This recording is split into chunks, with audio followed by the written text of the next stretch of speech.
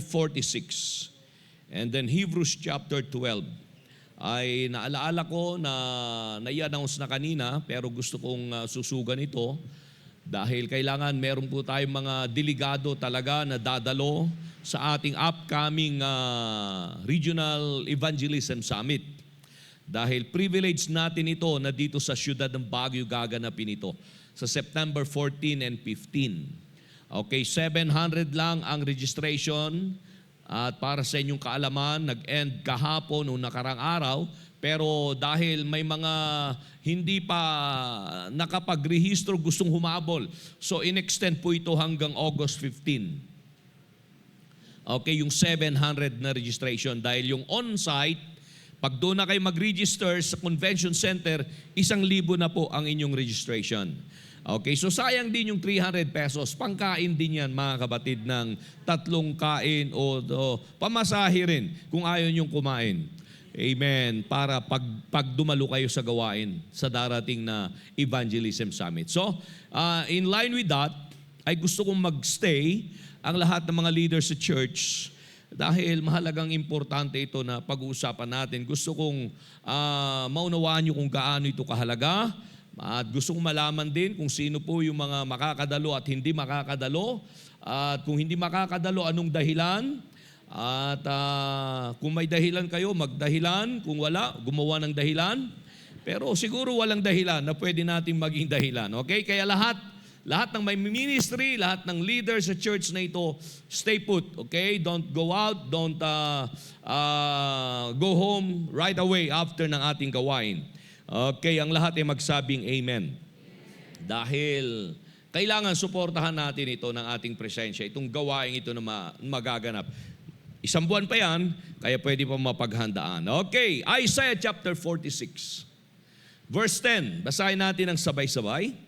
Declaring the end from the beginning and from ancient times, the things that are not yet done.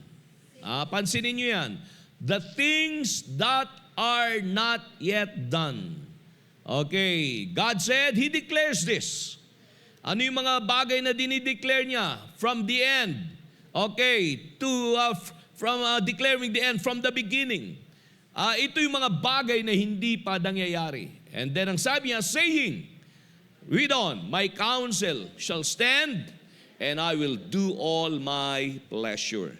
Now sa Hebrews chapter 12 verse number 2. Babasahin ko mamaya sa ibang translation ang ating mga tekstong ito, but we are just going to read this from the King James Version first, okay? Hebrews 12:2. Ang sabi ng Bible, looking unto Jesus. Basahin natin sabay-sabay. Looking unto Jesus, the author. Sabihin natin lahat, the author. The author and the finisher of our faith, who for the joy that was set before him endured the cross, despising the shame, and sat down at the right hand of the throne of God. Ikunatin natin mga ulo. Tayo po'y manalangin. Niling ko si Brother Juric Balingga na siya mag-pray sa pagpapala sa mga salita ng Diyos na atin pong tatanggapin ngayong umaga. Hallelujah. Salamat, Panginoon, sa iyong presensya, Lord God, na kumikilos sa aming kalagitnaan. And your word have been read, your words have been read. Panginoon, alam namin na pinagpala mo ito. Move mightily in our midst. So, Lord God, touch our hearts right now as you open our hearts and our mind, Lord Jesus, and it will be focused on you. Let your anointing flow from the front to the back. Ganon din ang iyong gagamitin ng aming pastor. Mangusap ka sa kanya, Panginoon, through him, O Lord God, so that your message will be heard today. Hallelujah. Do what you came to do, Lord, today, and let your name be glorified. Once again, we give you all the glory and honor and praise in Jesus' name. Amen, amen, amen. Nais kong dalhin sa inyo ang mga salita ng Diyos mula sa mga nabasa nating talata. Ang mensaheng pinamagatang Trust the Author. Sabihin mo nga sa iyong katabi, Trust the Author. And to add to put another emphasis, we can say just trust the Author. So, not just trust the author, but just trust the author. Na may mga pagkakataon na you don't appreciate life. Sabihin natin lahat ng amen. You don't appreciate things that is happening in your life. But can I encourage somebody this morning if you want to be encouraged? Can you just trust the author?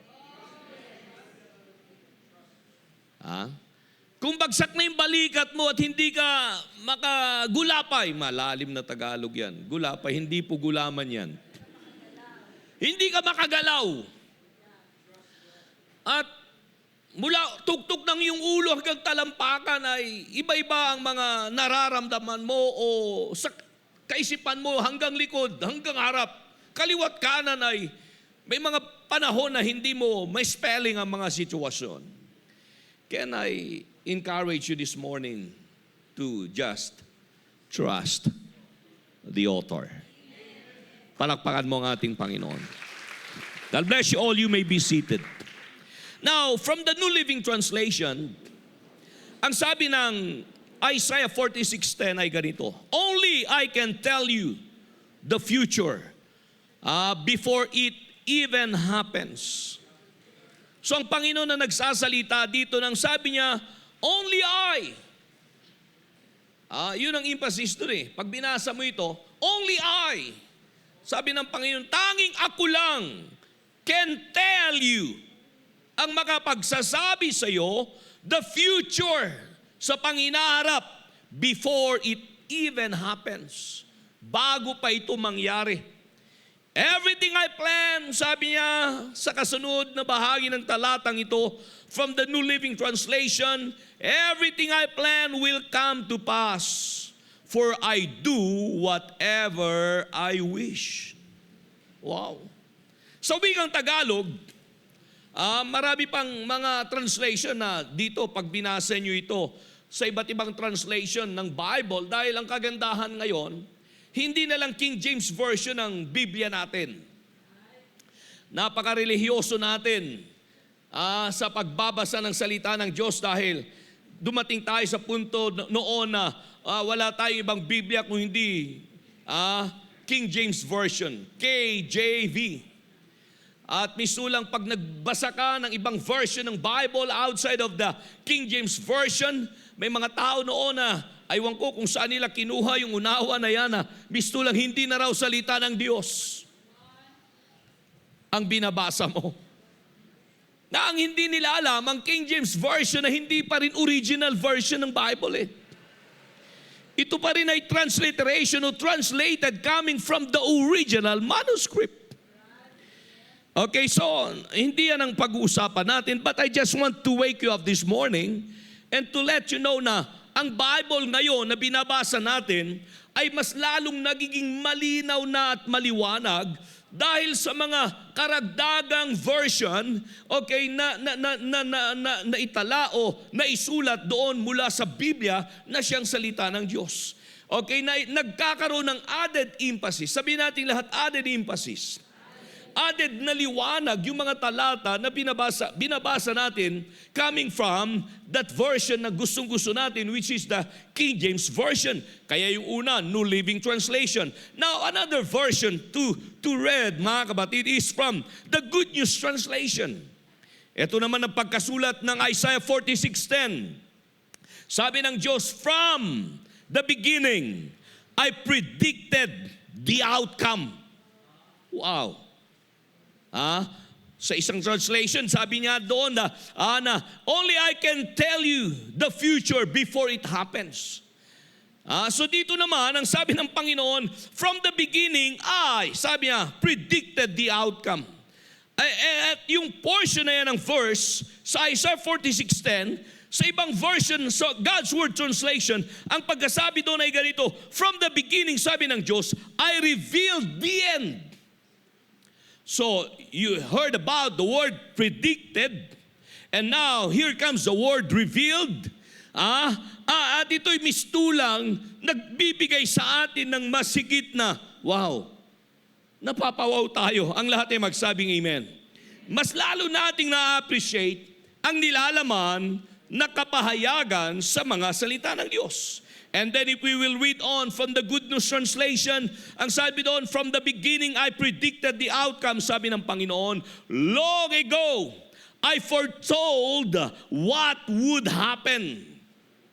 I said, sabi niya rito, that my plans would never fail, that I would do everything I intended to do. Kaya dito, grabe. Sabi natin lahat ng amen. Talagang ang Diyos napaka-intentional. Naririnig na natin yan. Na ginagamit na wika o salita. Pag may bagay kang gustong gawin, you should be intentional. Sabi nga nila, don't you know, na bago pa na-imbento yung salitang intentional na yan, ang Diyos na pinaglilingkuran natin, He is so intentional in fulfilling all His plan and will in your life. Ang Diyos napaka-intentional na Diyos, mga kapatid. Sa Tagalog, ito, ang sabi ng Isaiah 46:10, sa simula pa'y itinakda ko na at aking inihayag kung ano ang magaganap. Sinabi kong tiyak na magaganap ang lahat ng balak ko, sabi ng Panginoon. At ito, fasten your seatbelt. Ang sabi ng Panginoon sa wikang Tagalog ay ito, gagawin ko ang lahat ng gusto kong gawin. How about that? Is there anybody, is there any person under the sun that could stop God in doing His plan? In doing His will? Come on now! Meron bang makakapagpigil? Alam nyo, eto pa lang, may mensahe na, text pa lang yung binabasa natin.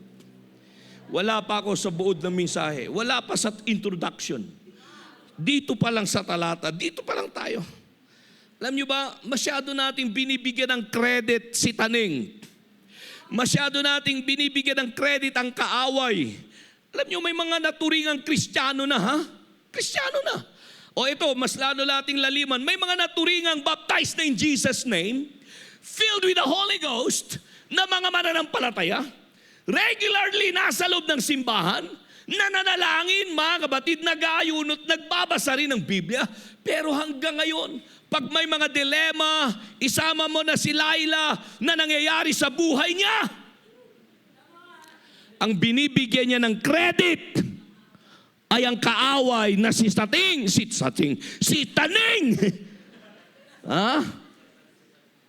Pinagsama ko si Taning at si Satanas eh. Kaya yun, Sating.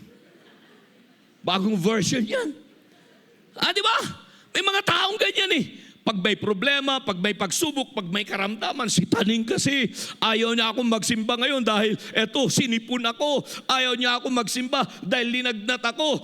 Si Taning kasi, ang dahilan kaya hindi ako naging maaga sa gawain dahil yung jeep na sasakyan ko na flat. Lahat na lang, makinig ka kapatid, walang kinalaman si Satanas at wala siyang kapangyarihan sa magandang plano ng Diyos sa buhay mo. At kung yung plano ng Diyos na yan minsan ay nadidiskaril, alam mo yung diskaril?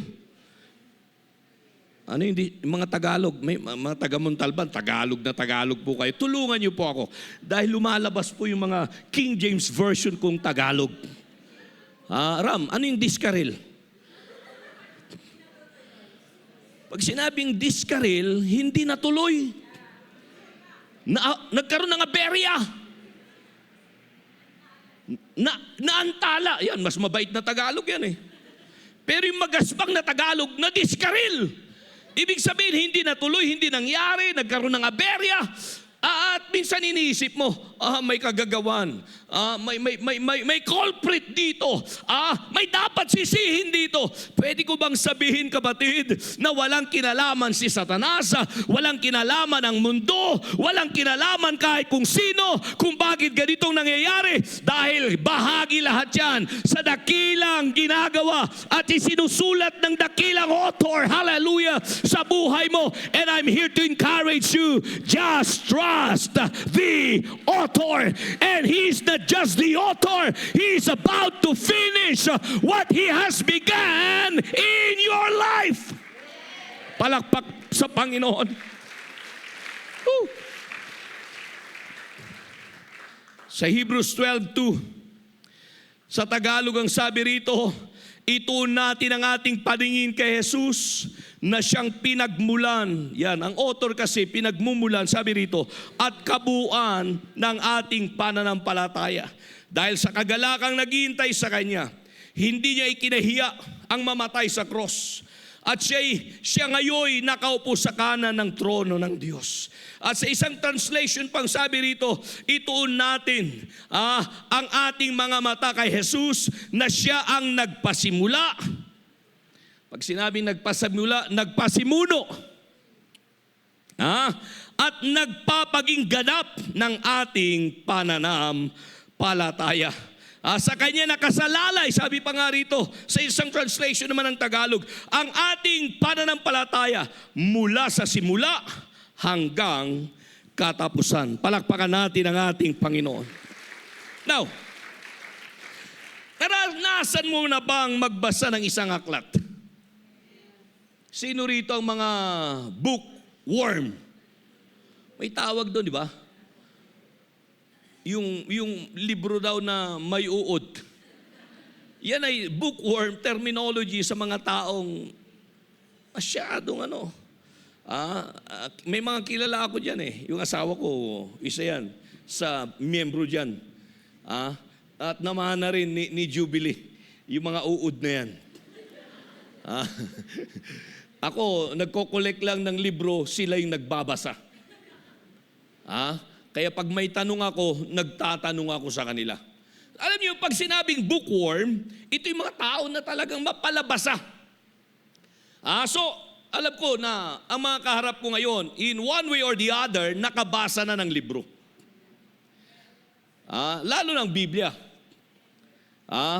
Nagbabasa ba kayo ng Biblia? Sino nang nakabasa sa Biblia from Genesis to Revelation? Taas ang kamay! May 1,000 ako dito. Hindi ko sinasabing ibibigay ko. Sinasabi ko lang na meron. Pero malay nyo, pag hati-hatian nyo yun, kung 10 kayo, di masaya. So sino rito nakabasa na ng Bible from Genesis to Revelation? Taas ang kamay. Isa, Sister Genera, natandaan mo pa yung taon na yan? Kung hindi mo na matandaan, wala kang 1,000. Okay. Isa, Sister Ringor, 1, 2, 3, 4, 5. Be honest. Hindi ako nagbibiro ngayon. Pag sinabi kong be honest, alam nyo, pag nagsalita ako, napapasubo ako. Na kailangan kong gawin eh. Sige. Isa. Siguro, hindi lang yun. Nakabasa ng isang versikulo. Iliwanagin natin. Nakabasa sa Biblia from Genesis to Revelation. Taas ang kamay. Hindi yung binasa mo yung Genesis, then bumasa ka din ng talata sa Revelation. Hindi ganon. Alam ko na yung naglalaro sa isipan ng iba eh. Kasama nyo ako doon. Naunawaan ko yan. Okay, but let's be honest. Nakabasa na sa Bible. The greatest book ever from Genesis to Revelation. Taas. Tumayo na lang kayo para makita ko. Tayo. 1, 2, 3, 4, 5, 6, 7, 8, 9, 10, 11, 12. Sister Mercy, nag-aalinlangan ka. Wala kang nabasa. Pag nakabasa ka, alam mo, nabasa mo eh. Pero pag nag-iisip ka, mukhang hindi na tumatama yung ating. Kailangan mo ang kailangan mo hindi 1,000, alerta. 2 beses na raw. Sige, tayo, Brad. 1, 2, 3. Brother Constant, nandiyan ka ba? Ikaw ba yung nakatayo dyan? Ikaw magbibigay ng 1,000 pagka nabasa mo talaga ang Bible. Hindi yung cover lang From cover, okay, 1, 2, 3, 4, 5, 6, 7, 8. Okay, pass na raw si Ma'am Jem. 10, 11, 12. Jubilee, ikaw magbibigay. Bigyan mo itong mga tumayo na ito. Okay, bigyan natin sila ng pananghalian. Magkano ba ang tanghalian? Yung budget meal. Brother Tamo, magkano yung budget meal mo, Brother Tamo? Okay, 50 pesos. Okay, 50 pesos. Okay, hindi. Okay, meron kayong tagpa 500. Okay ba ng pananghalian yan? Okay, claim your blessing. Name them one by one. And see what the Lord has done. Okay, lumapit kayo sa akin mamaya through Ma'am Gemma. Okay. Ayan. Okay, so nagbigay ako ng mandato ngayon, masunurin yung aking asawa. So 500, huwag kayo mahiya. Basta totoo na nabasa nyo. Okay, doon sa usher's table, may masarap kayong pananghalian. Pag sumobra yan, ibalik yung sokle. Okay, pag kulang, ay bahala na kayo. Okay, 500 lang. Di ba ang gandang tignan? Sa susunod, kung madagdagan pa, kayong tumanggap na, hindi na kayo tatanggap. Sa susunod, patatayuin ko ulit yung mga nakabasa na. Malay nyo, sa susunod na linggo o bago magtapos ang buwan, pa-birthday ko sa inyo, tataasan natin 1,000 yung makabasa from Genesis to Revelation. Assignment nyo yan. Kung meron pang may daragdag. Nandiyo ba kayo? Okay, so pwede na kayo mapo. Kayo mga parang napaka-intentional nyo ngayon Palakpakan natin ang Panginoon. So, di ba ang ganda? Pero speaking of reading a book, ang Biblia at maging mga aklat na binabasa natin, hindi ibig sabihin na pag nakabasa ka ng isang kapitulo o isang pahina na sinasabi nila sa aklat na yan, ay masasabi mong alam mo na lahat ang nilalaman ng aklat. Katulad din sa Bible. Ang Bible sa simula, in the beginning. Alam nyo, nung nagbabasa pa ako ng Bible sa simula, gusto ko basahin na noon sa simula pa lang Pero hanggang in the beginning pa lang ako. Sa susunod, in the beginning, wala na bang katapusan ito? Sinong nakaranas ng ganyan? Hindi lang siguro ako, di ba? Marami dito kaya hindi kayo tumayo Dahil ang nabasa niyo sa Bible hanggang in the beginning. At pag hanggang doon lang ang nabasa mo, don't tell me na alam mo na ang lahat ng nilalaman ng Biblia. Kaya nga hanggang ngayon, we don't stop learning, we don't stop studying, we don't stop growing, mga kapatid, as far as the Word of God is concerned. Palakpakan natin ang ating kahit ngayong mga nakabasa na tumayo ngayon, hindi ibig sabihin dahil nabasa na nilang Biblia, alam, no.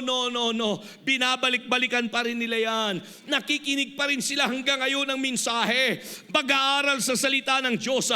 Dahil the more na ikaw ay nagbabasa, the more na ikaw ay nakikinig sa salita ng Diyos, lumalalim ang pagkakilala mo sa ating dakilang author na walang iba ang ating Panginoong Jesucristo.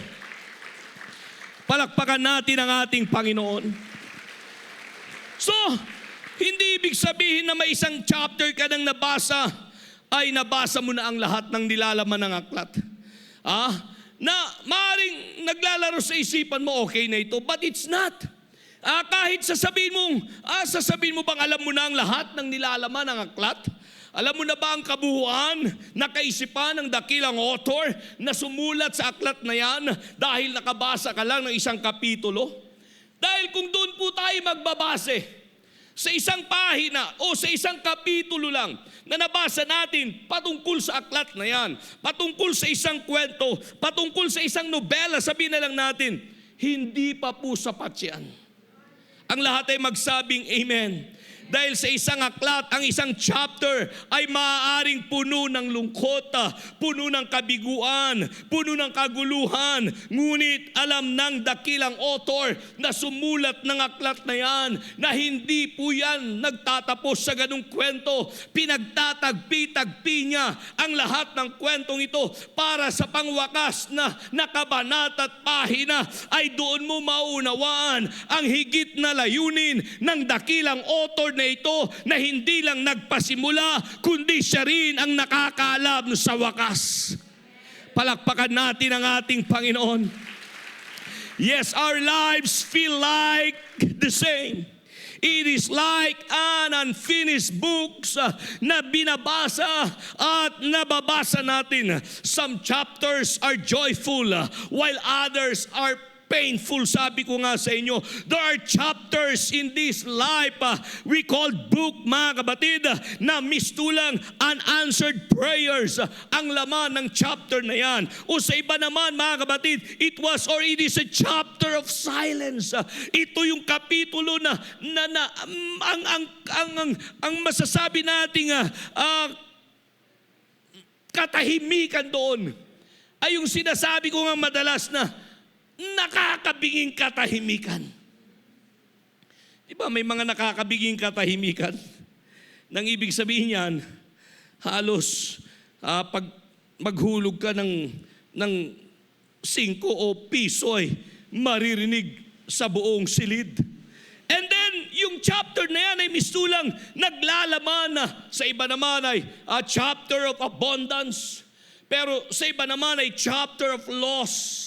At pag may mga ganyang aklat, pag may mga ganyang kwento, ang buhay natin, mga kapatid, may mga pagkakataon na nag-iisip-isip tayo, Lord, bakit ganito ang isinulat mo sa aklat ng buhay ko? Panginoon, pwede ba nalaktawan na lang natin ang kapitulong ito o talata o pahina na ito sa aklat ng buhay ko?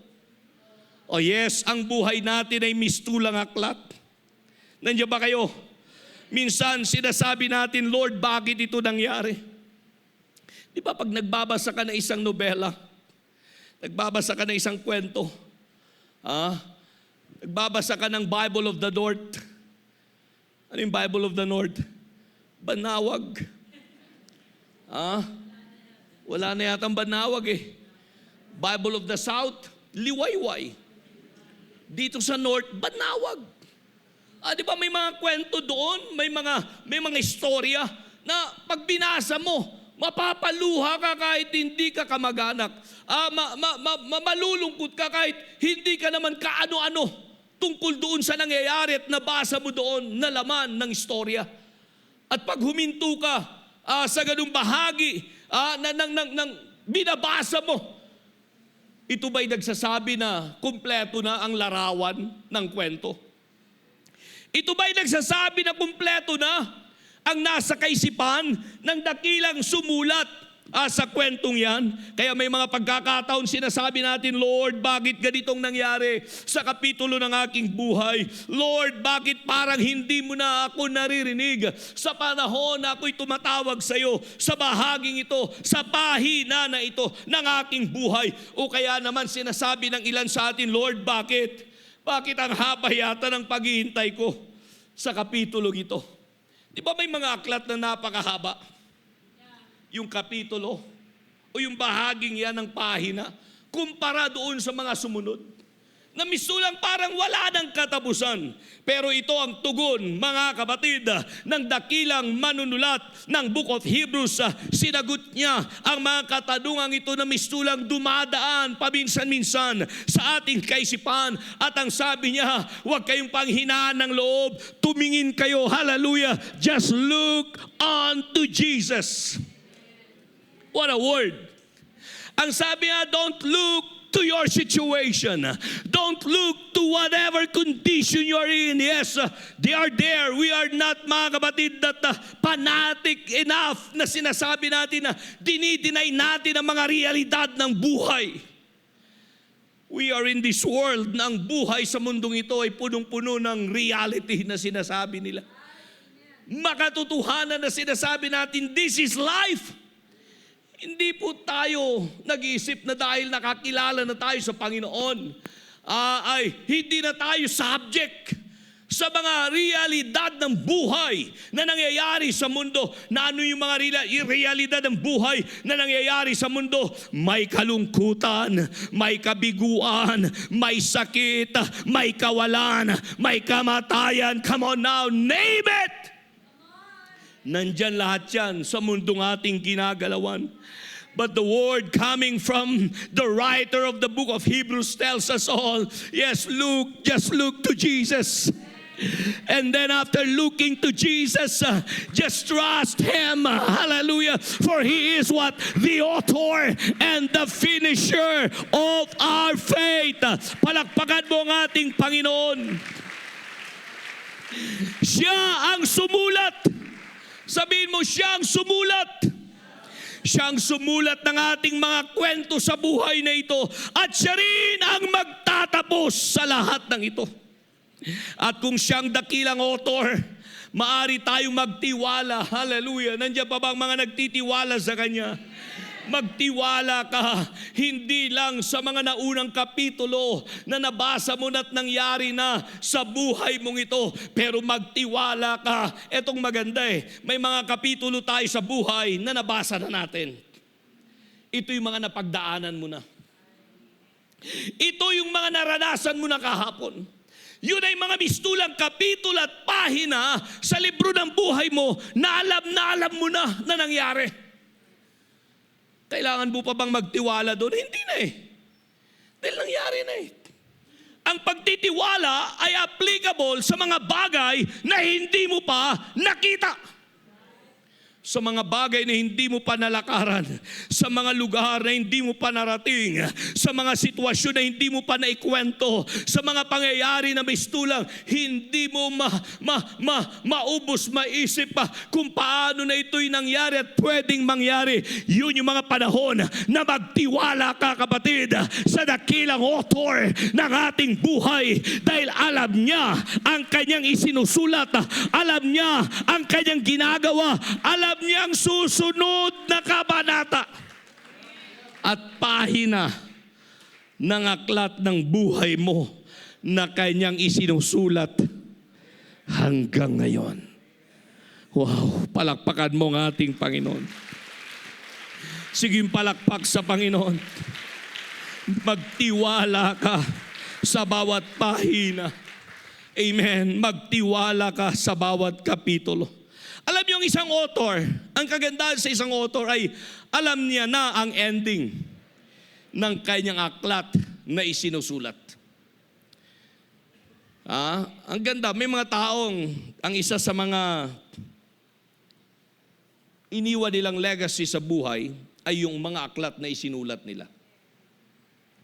Kaya may mga nagsasabi nga noon Pastor, sumulat ka rin. Ang dami ko na sinulat, hindi nga lang nabasa Ang nakabasa lang si Ma'am Jem nung panahon na nagsusulutan pa kami. Hanggang ngayon, nakakarton pa rin, di ba, Mami? Hanggang ngayon, nakakarton pa rin. Preserve niya ron. Dahil malay nyo, bukas makalawa, pag wala na ako sa buhay nito, mababasa nyo. Doon niya lang, ilalahad lang lahat yun. Yung mga napakaganda kong mga talata at mga makata na walang sinabi si Dr. Jose Rizal. Di ba? Sino yung mga makakata dyan ng mga bayani? Kaya nung nagsusulatan pa kami, sabi tapos nung kami na talaga, sabi niya, sandali. Sabi niya, ikaw ba talaga sumulat ng mga love letter mo noon sa akin? Bakit ka ako? Ako naman talaga. Meron pa bang ibang sumulat sa'yo? Wala naman, sabi niya, marami. Pero ako yung binigyan niya ng pagkakataon na basahin yung sulat ko. Pero sabi niya, sandali lang, hindi ko unawang-unawa ko yung sulat mo noon. Pero ngayon, pag nakikita ko, nagsusulat ka, hindi ko mabasa yung sulat mo. Alam niyo, ang sikreto doon, yung isang pahina, isang oras kong isinusulat Ginagandahan ko talaga yung penmanship ko Hello? Pero ang nasa likod niyan, ako po'y frustrated na doktor sa pagsusulat. Di ba yung doktor pag nagsulat, naunawahan mo ba? Eto inumin mo ito, bumili ka ng gamot ganito, pagbigay sa'yo nung reseta, binabasa mo pababa o paalis sa klinik niya, ano ba ito? Hindi ko mabasa. Sabi ng doktor, hindi ko binigay yung reseta na yan para basahin mo. Bilhin mo yung gamot na yan. Pumunta ka sa pharmacy dahil nandun yung mga kakutsaba niya na pwedeng bumasa sa kanyang kakutsaba. Sorry. Nandun yung mga yung mga may aral din na katulad niya na di ba nagtataka ka? So, cum laude ka, valedictorian ka, magna cum laude, hindi mo mabasa. Pero nung binigay mo doon sa pharmacist, sandali lang, nandyan na lahat. Ayun pala, kakutsaba. Hindi. Ayun pala, alam nila, sila'y nakakaunawa kasi sa lahat ng yan Now, balikan natin. Ang isang author ay alam niya ang ending ng kanyang aklat na isinusulat. Bago pa niya ito isulat. Yan ang kagandahan Alam niya kung bakit may conflict pagdating sa istorya na gagawin niya. Alam niya kung bakit may problema pag doon sa pahina na yan na ilalagay niya. At alam niya rin kung bakit kailangang dumaan ang mga karakter na nandun sa iba't ibang pagsubok na nakapaloob sa aklat na yan. Ang mga best-selling books, ang dami kaya. Kulang ang panahon kung iisa-isahin ko lahat I-google nyo na lang. Ang dami. Ang dami mga bestsellers ng mga aklat. Na hanggang ngayon, halos nauubos yan sa mga bookstores. Alam niyo kung bakit naging best-selling book yung mga aklat na yan? Dahil punong-puno ng Ricardo. Hindi lahat katatawanan.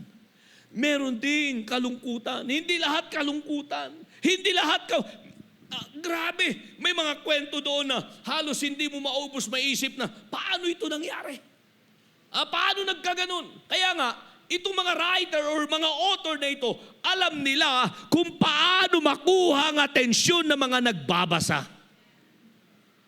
Anong saya ng buhay, aklat ng buhay mo kung puros kalungkutan? Anong saya ng isang aklat kung puros kabiguan?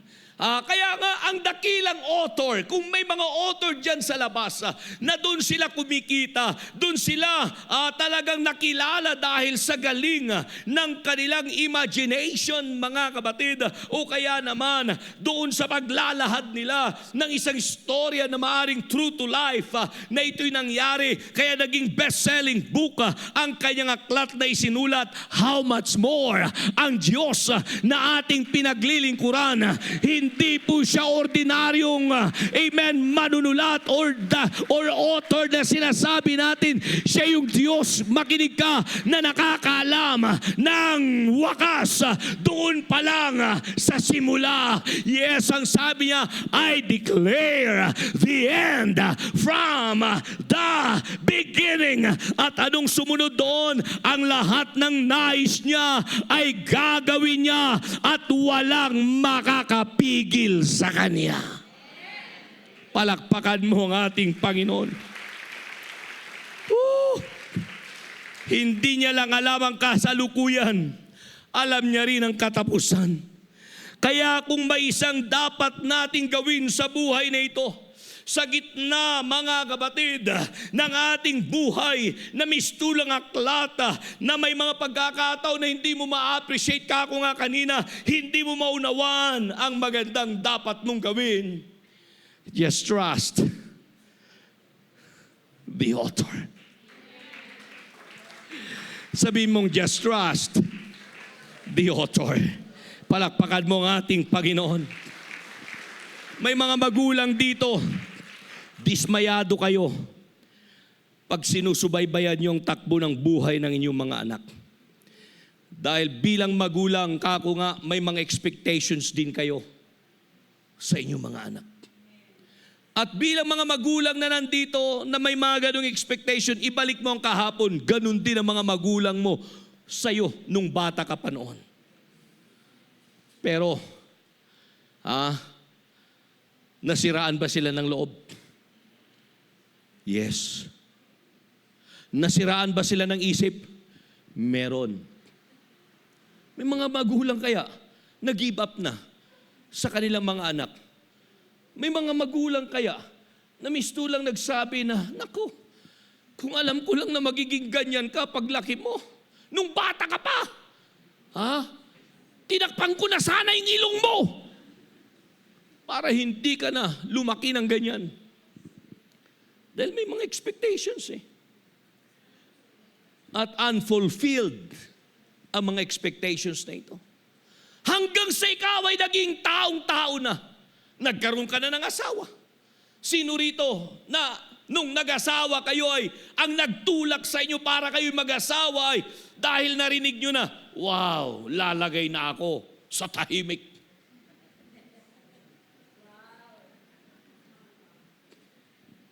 Now, nung pumasok ka na sa pag-aasawa, ikaw ang pinatahimik. Ha? Alam nyo, may mga expectations tayo lahat sa buhay.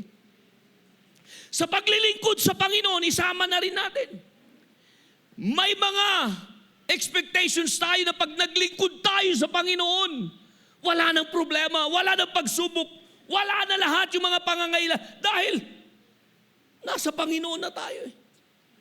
Pero nung nandito ka na sa pananampalatayang ito, nung nakakilala ka na sa Panginoon, yung expectation mo, nangyari ba? Nagkaroon ka pa rin ng problema. Nagkaroon ka pa rin ng sakit. Nagkaroon ka ng sitwasyon na halos hindi mo maubos, maisip ka kung nga na sana itong ganitong, di ba may mga ganun tayong kwento? Hindi nila ma-appreciate, mananampalataya ka, nangyari ito. Anak ka ng Diyos, dumaan ka sa ganyan. Napaka-religyoso nyo tuwing araw ng linggo, nasa simbahan kayo. Yung ganyang kwento dapat doon sa mga unbeliever kaya. Pero eto, pinagdaanan mo. Nangyari sa buhay mo. Nangyari sa anak mo. Nangyari sa pamilya mo. Nangyari sa asawa mo. Kaya nga hindi mo pwedeng tuldukan ang kwento o ang libro, amen, na nababasa mo sa buhay ng isang tao. May mga tao mabait ngayon. Pero bukas makalawa, kakagatin ka na niyan.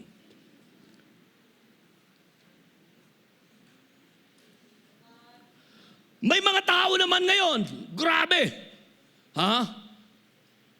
Napakasungit ngayon. Pero bukas, yayayain ka. Magmerienda tayo. Gutom na ako. Matagal pa yata si pastor. Magkape tayo. Diba may mga ganyan? Bakit kaya? Dahil hindi mo pwedeng tultukan, hindi mo pwedeng husgahan sa isang pahina lang, sa isang kapitulo lamang, ang aklat, ang buhay, ang istorya ng isang tao, mananampalataya o hindi, nakakilala sa Panginoon hindi, lalaki o babae, may asawa, wala, may anak o wala, kapatid at mga kaibigan, may dakilang author, alam niya ang kanyang mga ginagawa, alam niya, amen, nasa kanya ang dakilang ballpen, ang dakilang pencil na sinasabi natin, ang dakilang lapis na ito'y ginagamit niya upang isulat ang maganda niyang plano. Ang mahalaga rito, magtiwala ka lang. May mga kwento tayo, bakit pastor, may sulang? Hindi yun eh. Dahil kinuha mo yung ballpen sa kamay ng dakilang author. Pero pag ipinagkatiwala mo yung ballpen na yan sa kanyang makapangyarihang kamay, kapatid at kaibigan, may mga ups and downs man, may mga mistulang, halos mga paglalakbay na hindi mo ma-appreciate. May mga kwento na mararating mo sa bawat pahina ng buhay mo na halos hindi mo akalain na ito'y magiging bahagi ng aklat ng buhay mo. Pero alam niya ang dulo sa pasimula pa lamang. Hallelujah. Kaya ang susi, just trust the author. Magtiwala ka sa dakilang author na ito dahil alam niya ang kanyang ipinagsusulat. Alam niya ang kanyang ginagawa because the one who began your story has never lost control of the pen. He has not abandoned the process. He has not forgotten your name. He's still writing your life story. Palakpak sa Panginoon. Yung palakpak sa Panginoon. Kaya when you cannot understand, can I say this to us all? When we cannot understand the chapter you are living in, just trust the author who already knows the end from the beginning. Dahil hindi lahat maunawaan mo. Hindi lahat ma-appreciate mo. Hindi lahat. Hindi lahat. Amen. Sisikat ang araw sa mga pahinang darating sa buhay mo. May mga araw din na tulang lumulubog na. Hindi lahat ng kapitulo sa buhay mo ay nagniningning at nagliliwanag. Mga kapatid, ang mga masasabi nating pangyayari na ito'y mistulang simbolo ng pagpapala at tagumpay. May mga pagkakataon din na minsan ng mga pahina na darating sa buhay mo ay napakakulimlim, napakadilim ng kalangitan, at ramdam mo yung bigat, mga kapatid, na mga pasanin. You know what? When we talk about the author, shall we say the author?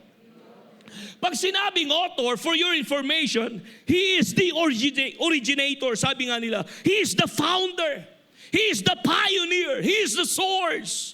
Or the one who begins something. Sabi nga roon, ang salitang author ay nangangahulugang siya yung pasimuno, mga kapatid, sa Tagalog. Siya yung pasimula. Siya yung nagsimula. Kaya nga, nung isinulat ang Hebrews, ang sabi ng writer ng book of Hebrews ay, amen, Jesus is what? The author of our faith. Siya yung dakilang pasimula ng ating pananampalataya.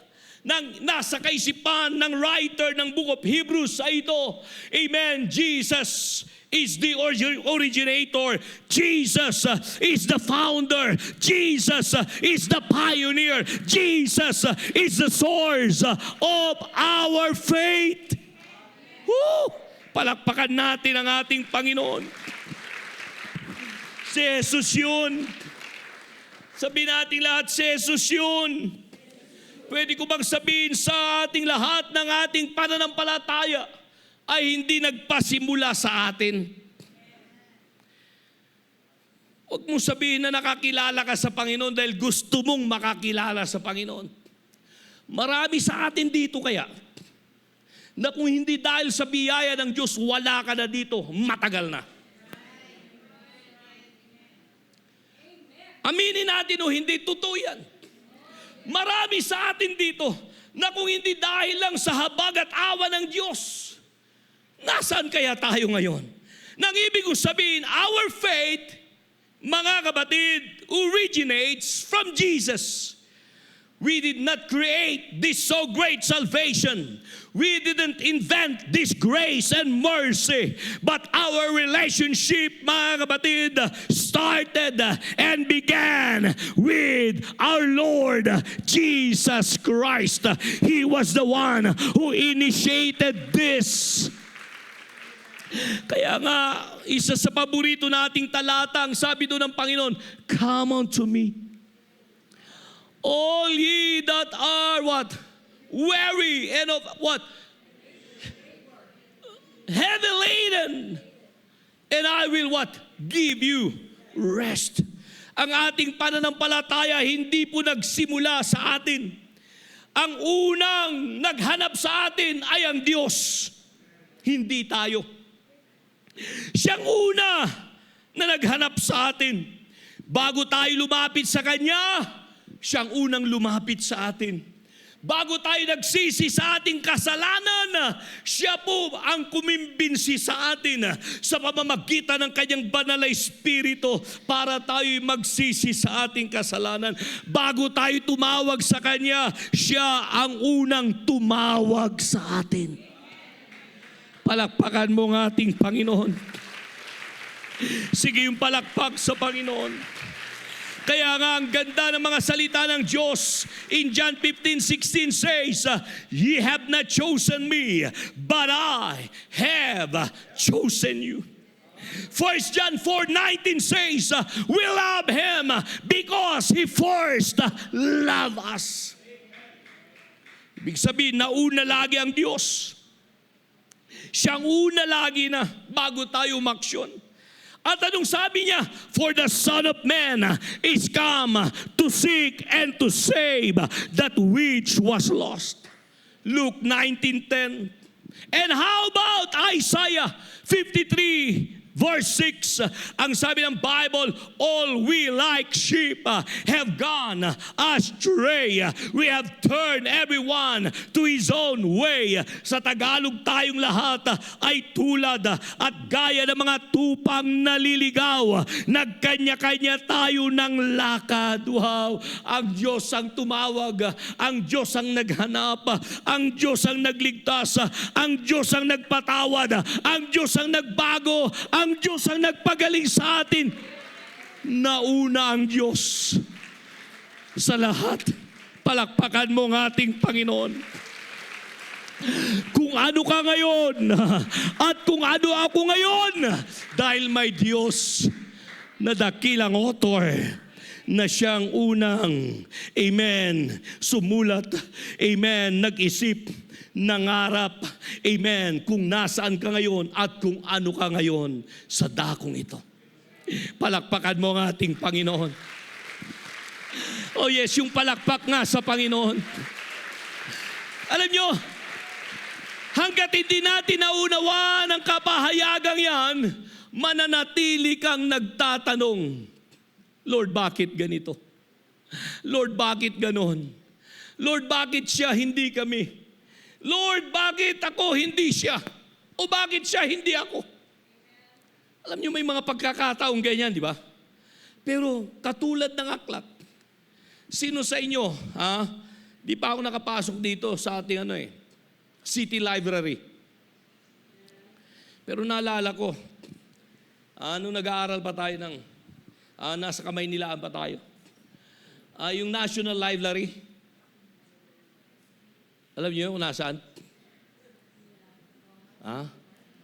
Okay, malapit sa Luneta Park. Nandun yung National Library na sinasabi nila. Nung ako nakapasok doon, maalala ko pa, nung minsan, yung una na nakapasok, malulula ka sa dami ng aklat. Lahat ng tignan mo, aklat. Kaliwat kanan. May malaki, may maliit, may manipis, may makapal. Iba't ibang author ang sumulat. Iba't ibang writer, amen, ang sumulat. Iba-ibang kaisipan ang nakapaloob doon. May kwento ng katatawanan, may kwento ng kalungkutan, may kwento rin, mga kapatid, ng tagumpay, may kwento rin ng kabiguan, may autobiography ng ganito, may autobiography rin ng ganon, may research na ganito, ang dami, magsasawa, kulang ang maghapon mo, amen, kung upo ka doon at intentional kang magbabasa. Pero ang kagandahan, mga kapatid, sa pinag-uusapan natin ngayon, itingin mong mata mo sa paligid. Ang buhay ng katabi mo ay mistulang aklat.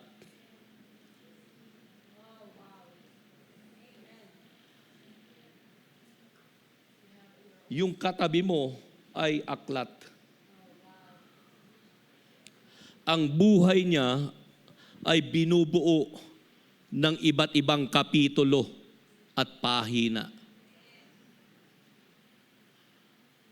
Yung iba, wala na sa atin dito. Kaya naging manipis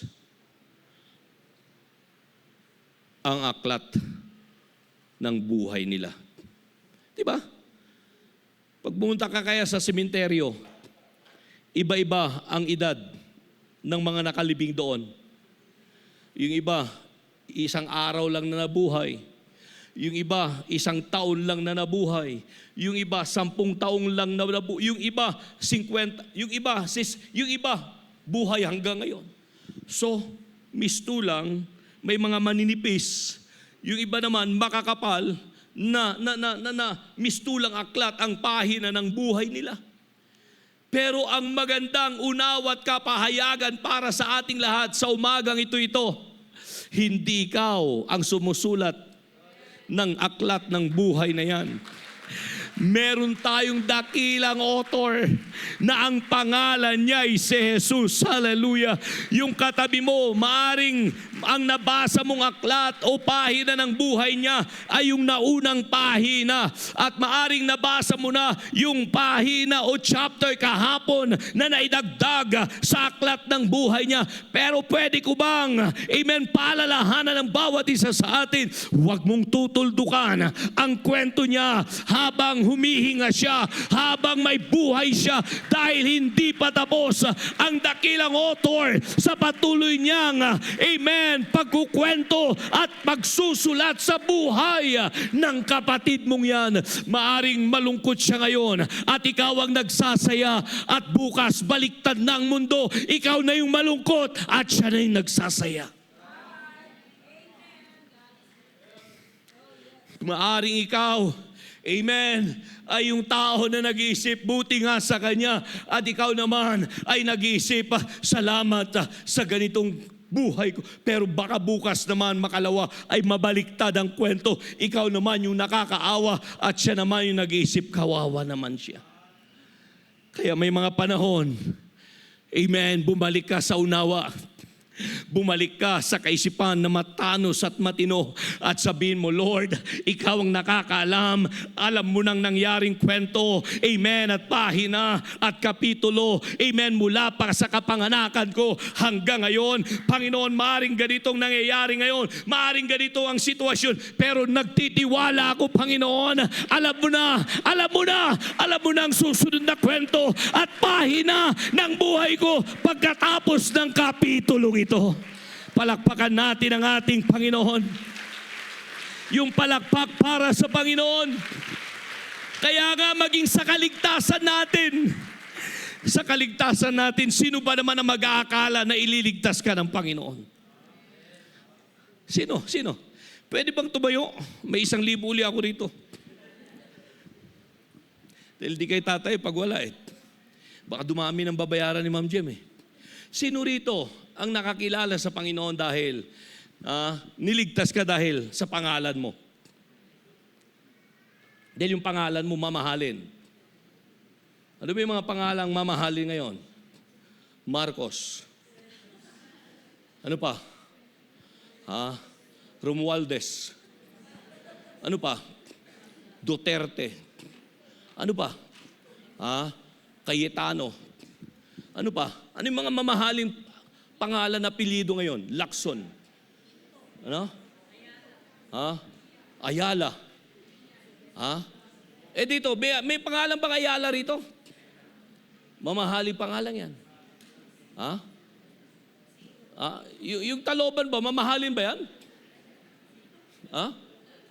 Prado. Prado, mamahalin, Tignan mo naman si Prado. Astig ang dating. Pero dahil ba sa Prado, niligtas ka ng Panginoon? Dahil ba sa apelyido mong Taloban, niligtas ba? Dahil ba? Wow! Sabihin natin lahat, wow! Di sana. Ganun tayong lahat. Pero hindi. And then, sino naman dito ang naligtas? Dahil iniisip mo, na ikaw na yatang pinakamabait na nilalang na nabuhay sa mundo. Kaya dapat lang na ikaw ay iligtas ng Diyos. Makinig ka, naparito ang Panginoon, sabi ng Biblia, I came and I come to seek and to save that which was lost. Tayong lahat, sabihin natin tayong lahat, walang exempted. Salamat na lang sa dakilang author. Alam niya na bukas makalawa sa pagiging lasinggero mo ay babaguhin ka ng Panginoon. Sa pagiging drug addict mo, babaguhin ka ng Panginoon. Sa pagiging makasalanan mo, babaguhin ka ng Panginoon. Kaya nga ang sabi niya, hindi pa ako tapos sa iyo. Hallelujah. May maganda akong plano. May maganda akong gagawin. Walang makakapigil sa akin, sabi ng Panginoon. Kaya nung sabi ni Pablo, therefore if any man be in Christ, he is a new creature. All things are passed away, and behold, all things become new. Palakpakan mo ang ating Panginoon. Sige yung palakpak sa Panginoon. Oh yes, magtiwala ka sa Panginoon. Habang lahat tayo tumatayo sa ating mga upuan, I could go on and on and on sa umagang ito. Pero dalangin ng aking puso na sa bahaging ito ng ating pong gawain ay naunawaan natin ang higit na kapahayagan sa kaisipan ng ating dakilang author na walang iba ang ating Panginoon. Just trust Him. I said just trust Him anyhow. Magtiwala ka lang dahil hindi pa siya tapos sa kanyang pagsusulat. May mga natapos ng pahina, may mga natapos ng chapter ng buhay mo, may mga natapos ng pahina at chapter ng pamilya mo, may mga natapos ng pahina o chapter ng buhay ng pamilya mo, o buhay ng anak mo, buhay ng asawa mo, buhay, amen, ng mga mahal mo sa buhay. But let me encourage you once again, amen, just trust the author. He is not done yet. I said He is not done yet. Hindi pa siya tapos. Kung narito ka ngayon, bahagi yan sa chapter ng buhay mo. Yung nandito ka physical, hindi yan aksidente kaya. That is part of the chapter in your life. Hindi ito aksidente. Hindi ka random, hindi ka aksidente. Hindi ka produkto, mga kapatid, ng pagkakataon lang. May author at dakilang author ang buhay mo sa mundong ito. Meron siyang dakilang layunin sa bawat pahina, sa bawat chapter ng buhay mo. Kaya nung sabi ng banal na kasulatan, kung titingnan natin, before we come all together sa presensya ng Panginoon ngayong umaga, ang sabi ng Ecclesiastes 3 verse 1, to everything there is a season and a time to every purpose under the heaven. Kung babasahin mong lahat ng mga talata na sumunod dyan, maunawaan mo na ito ay ang lahat ng ito ay siya yung kaisipan ng dakilang author. There is a time to be born and a time to die. Kaya pag may namatay o pag may isinilang, nagsasaya tayo. Pero pag dumating naman ang kamatayan, nalulungkot tayo at normal yan, lumuluha, napipighati tayo. Pero pag hindi natin nabantayan ang kaisipan natin, minsan sa likod ng isipan natin, may mga pag-iisip na sinasabi natin, kagagawa niya siguro kaya namatay ito. Siya kasi, ganito kasi. Sana kung ganito ang nangyari, hindi sana namatay. But again, these are all part, amen, of the story. The life story of that individual. At ang kwentong yan, ang pahina na yan, ay naihayag lang nung nangyari na. Pero bago pa dumating ang kapanganakan niya, bago pa dumating ang kamatayan niya, alam na ng Diyos na mangyayari ang lahat ng ito. Pwede ko bang sabihin na hindi na-sorpresa ang Diyos kung nasaan ka ngayon? Hindi na-sorpresa ang Diyos. Hindi nagkataon kung nasaan ka ngayon. Kaya magpasalamat ka. At ang mas magandang balita ito, maaring maganda na ang kinalalagyan mo ngayon kung nasaan ka. O maaring hindi mo ma-appreciate ang kinalalagyan mo ngayon kung nasaan ka. Pero magandang balita ito, hindi dyan nagtatapos ang kwento ng buhay mo. Kung nasaan ka ngayon, magtiwala ka lang sa ating dakilang author. May mga mananampalataya kasi na hanggang ngayon hindi nila maialis sa buhay nila yung comparison sa iba. Normal yan eh. Kinukumpara mo yung buhay mo sa iba. Kinukumpara mo yung pamilya mo sa iba. Kinukumpara mo yung narating mo sa iba at kung nasaan ka ngayon sa iba. Normal yan sa isang tao.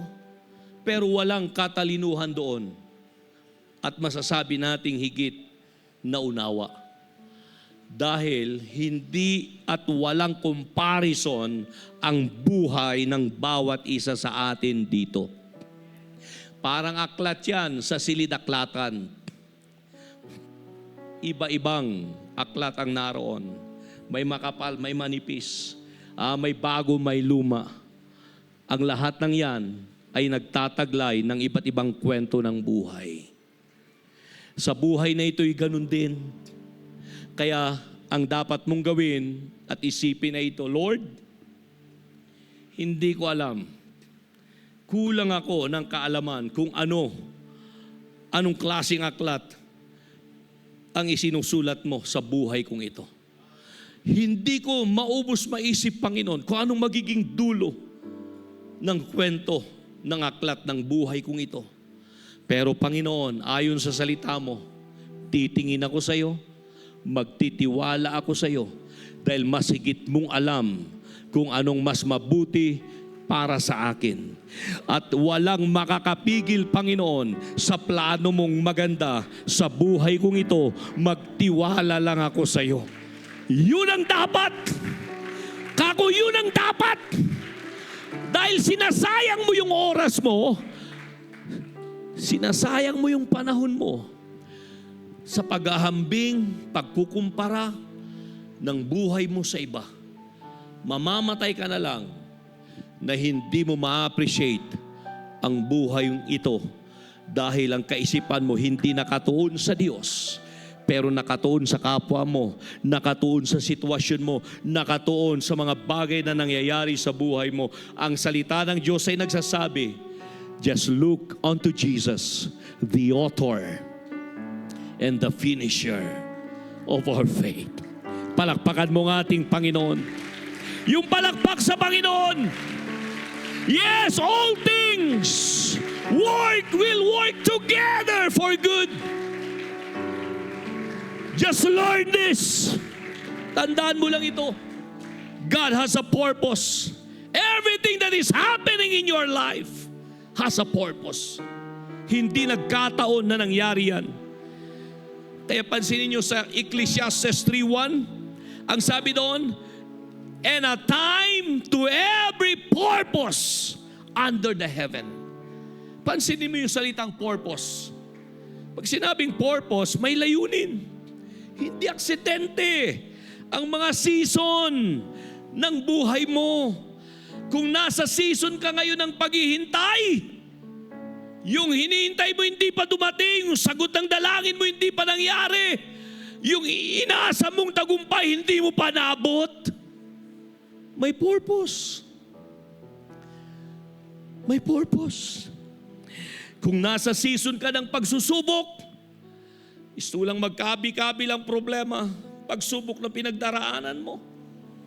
Hindi nagkataon yan. May purpose yan. Sabihin mong may purpose yan. Kung ikaw ay dumaraan sa season ng kawalan, kabiguan, hindi nagkataon yan. Kung dumaraan ka sa season ng karamdaman, hindi nangyari yan. Nang ganun lang. Ang lahat ng ito ay may layunin. Palakpakan mo ang ating Panginoon. Yung palakpak para sa ating Panginoon. May layunin ng Diyos sa lahat ng ito. At makinig ka, ang layunin ng Diyos ay hindi sa ikasisira. Ang layunin ng Diyos hindi sa ikawawasak. Ang layunin ng Diyos, kapatid, ay sa iyong ikabubuti. At para maluwalhati pang lubos ang kanyang pangalan. Palakpakan natin ang ating Panginoon. Sige, palakpak sa Panginoon. Dagdagan mo pa. Magtiwala ka lang. Magtiwala ka lang. Kako, magtiwala ka lang, walang mawawala. Alam ng Diyos ang ating dakilang author. Ang susunod na pahina, ang susunod na kapitulo ng buhay mo. At bago tayo manalangin sa tanghaling ito, alam ko na may kinakausap ang Panginoon sa atin dito. Pwede ba tayong lumapit sa altar? Bukas ang altar. Lumakad ka mula sa iyong kinatatayuan. Huwag kang mahiya. Tumayo ka lang, tumayo ka lang. Let's all stand. Don't kneel down. So that everybody can come